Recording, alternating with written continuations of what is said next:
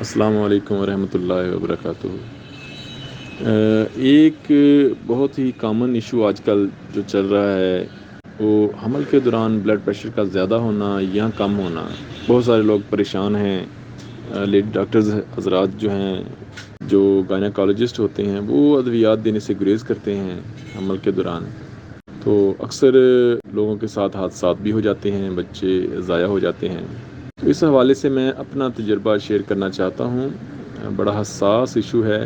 Blood pressure اگر high ہو during pregnancy, حمل کے شروع میں یا حمل کے آخر میں، 6، 7، 8، 9 ماہ میں، تو گلونائن 200 صبح و شام دینے سے بلڈ پریشر کنٹرول رہے گا۔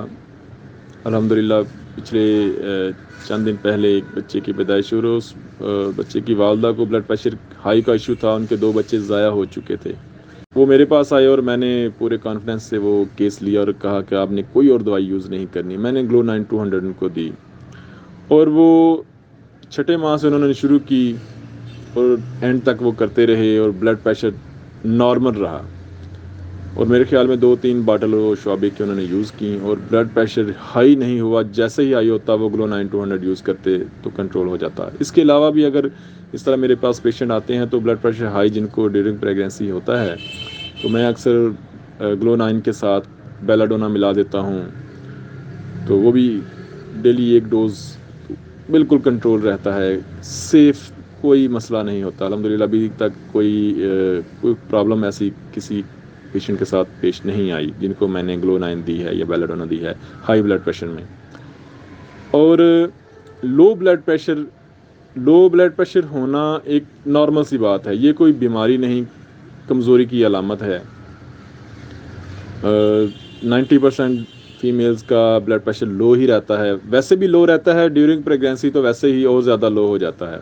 لیکن اگر بہت زیادہ لو ہو کہ اٹھا ہی نہیں جا رہا اور بہت زیادہ پریشانی ہے، تو وہاں پر آپ چائنا دیں، چائنا 30 یا کاربو 30، یہ 2 ادویات میں اکثر یوز کرتا ہوں۔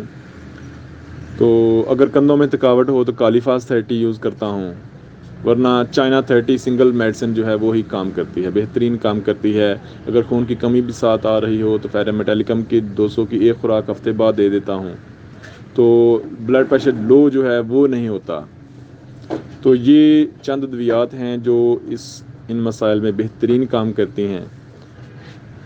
تو یہ میں ایک سوچ رہا تھا شیئر کرنا چاہوں گروپ میں، تو کیا الحمدللہ۔ تو یہ بڑی سیف میڈیسن ہے ڈیورنگ پریگنینسی۔ ایک اور چیز بتا دوں، نیٹرمیور یوز نہیں کرنی، کینتھرس ایپس یوز نہیں کرنی، ان سے ذرا گریز کرنا ہے ان ادویات کے استعمال سے۔